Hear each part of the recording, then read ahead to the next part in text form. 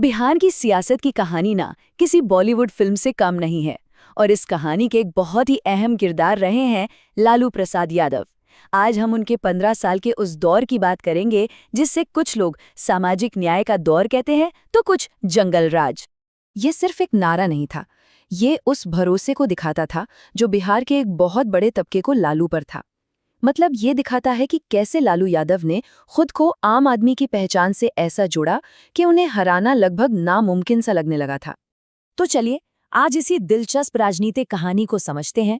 देखते हैं कि कैसे सामाजिक न्याय का एक मसीहा कहे जाने वाला नेता भ्रष्टाचार के आरोपों में घिरा और फिर कैसे बिहार की राजनीति ने एक बहुत ही नाटकीय मोड़ लिया। कहानी शुरू होती है 1990 के दशक से।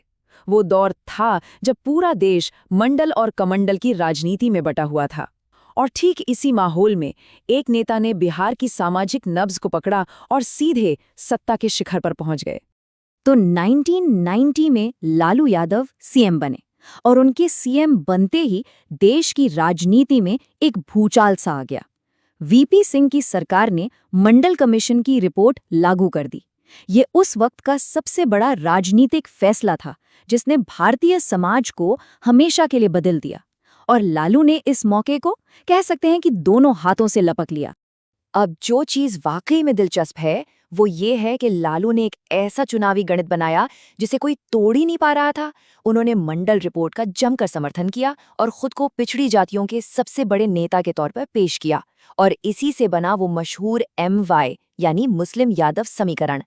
यादव जो बिहार की सबसे बड़ी पिछड़ी जाति है और मुसलमान जो उस दौर में खुद को असुरक्षित महसूस कर रहे थे, दोनों ने मिलकर एक ऐसा वोट बैंक बनाया जिसे तोड़ना लगभग नामुमकिन था।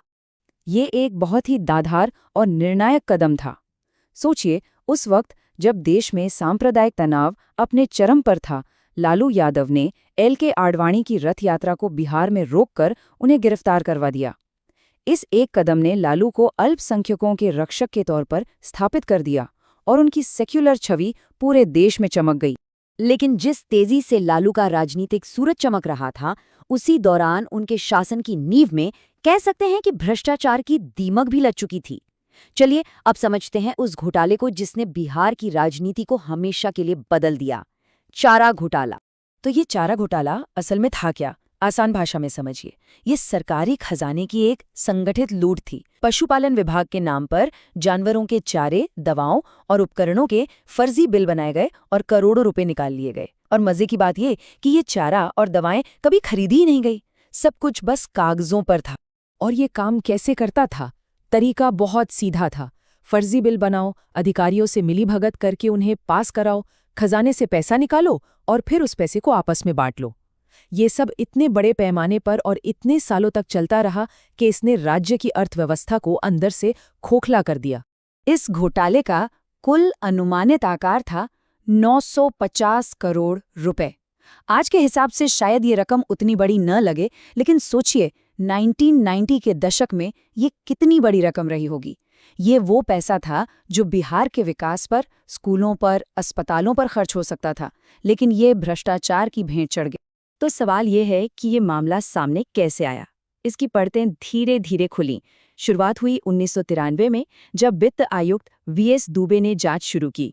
फिर मामला कोर्ट पहुंचा और 1996 में पटना हाईकोर्ट के आदेश पर CBI की एंट्री हुई और इसके बाद लालू यादव के लिए मुश्किलें लगातार बढ़ती ही चली गईं।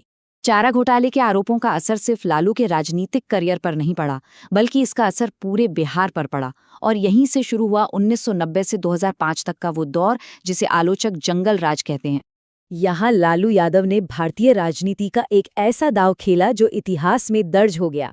जब घोटाले में नाम आने के बाद गिरफ्तारी की तलवार लटकने लगी तो उन्होंने CM पद से इस्तीफा दे दिया और अपनी पत्नी राबड़ी देवी को मुख्यमंत्री की कुर्सी पर बैठा दिया, जिनका राजनीति से पहले कोई लेना देना नहीं था। ये सत्ता को अपने परिवार में ही रखने का एक अभूतपूर्व कदम था। तो इस दौर की पहचान क्या थी? एक ऐसा माहौल जहां कहा जाने लगा कि कानून का राज खत्म हो गया है। अपहरण एक इंडस्ट्री बन गया था। डॉक्टरों, इंजीनियरों, व्यापारियों को फिरौती के लिए उठाना आम बात हो गई थी। राजनीतिक संरक्षण पाए अपराधी अपनी समानांतर सरकार चला रहे थे। एक डिस्ट्रिक्ट मजिस्ट्रेट की भीड़ ने सरेआम हत्या कर दी थी। डर का माहौल ऐसा था कि बड़े बड़े उद्योगपति और काबिल अफसर भी राज्य छोड़कर भाग रहे थे। और इसका आर्थिक असर क्या हुआ, ये आंकड़े खुद पूरी कहानी बताते हैं। एक तरफ जब पूरा देश आर्थिक रूप से आगे बढ़ रहा था, उस वक्त बिहार पीछे जा रहा था। यहाँ तक कि लोगों की प्रति व्यक्ति आय भी घट रही थी। 1999 में तो बिहार को निवेश के लिए देश का सबसे खराब राज्य का दर्जा दिया गया। ये दिखाता है कि हालात कितने खराब थे। लेकिन कहते हैं ना, जब अंधेरा बहुत घना हो जाता है तभी सुबह की उम्मीद जगती है। जब बिहार इस मुश्किल दौर से गुजर रहा था, लालू के ही एक पुराने साथी उनकी सत्ता को चुनौती देने के लिए एक नई रणनीति बना रहे थे। ये थे नीतीश कुमार। लालू और नीतीश दोनों की राजनीति और अंदाज एक दूसरे से बिल्कुल अलग थे।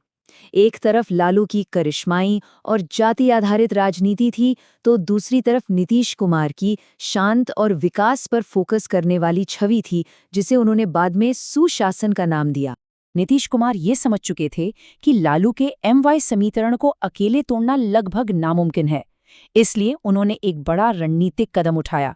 1994 में लालू से अलग होकर अपनी पार्टी बनाई और बाद में बीजेपी के साथ गठबंधन कर लिया, ताकि लालू के खिलाफ जितने भी वोट हैं उन सबको एक साथ लाया जा सके।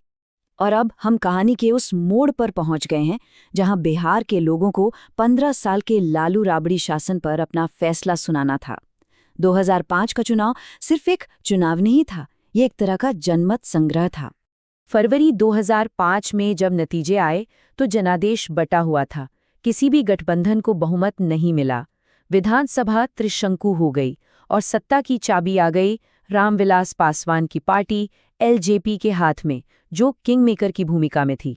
खूब राजनीतिक खींचतान हुई, लेकिन कोई भी गठबंधन सरकार बनाने में कामयाब नहीं हो सका। नतीजा ये हुआ कि विधानसभा भंग कर दी गई और बिहार पर राष्ट्रपति शासन लगा दिया गया। मतलब बिहार को कुछ ही महीनों के अंदर एक बार फिर चुनाव का सामना करना पड़ा। और इस बार का जनादेश बिल्कुल साफ था, निर्णायक। बिहार के लोगों ने बदलाव के लिए वोट दिया। JDU BJP गठबंधन को 143 सीटों के साथ प्रचंड बहुमत मिला, जबकि 15 साल से सत्ता में रहा RJD गठबंधन सिर्फ 64 सीटों पर सिमट गया। ये बिहार की राजनीति में एक भूकंप की तरह था। वो तारीख थी 24 नवंबर 2005। इस दिन नीतीश कुमार ने मुख्यमंत्री पद की शपथ ली और इसी के साथ बिहार में लालू राबड़ी के 15 साल लंबे शासन का आधिकारिक तौर पर अंत हो गया और एक नए युग की शुरुआत हुई। तो ये कहानी हमें एक बहुत ही गहरे सवाल पर सोचने के लिए मजबूर करती है। क्या सामाजिक न्याय का नारा किसी सरकार के प्रदर्शन की कमियों पर पर्दा डाल सकता है, या फिर आखिर में जनता वादों से ज्यादा प्रदर्शन को महत्व देती है? 2005 का जनादेश शायद इसी सवाल का एक बहुत बड़ा जवाब था।